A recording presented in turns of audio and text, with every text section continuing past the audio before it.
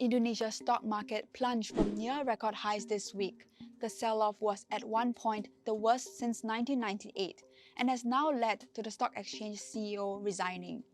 A warning by MSCI about a possible downgrade in Indonesia's status as emerging market sparked back-to-back trading halts and frantic client calls across dealing desks from Hong Kong to Singapore.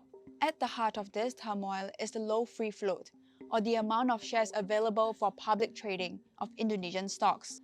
If MSCI deems there hasn't been enough progress by May, it could cut Indonesia's weighting in its indexes and even downgrade the nation from emerging market status.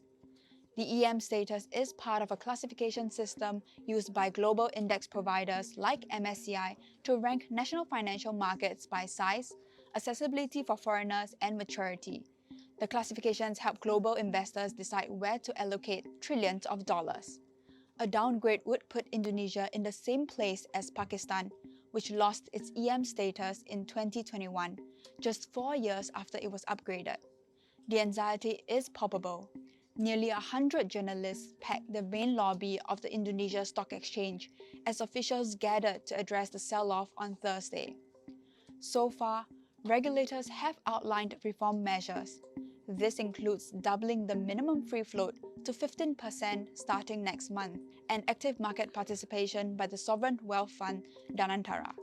Still, many investors are on edge for whether such efforts will be enough to meet MSCI's demands.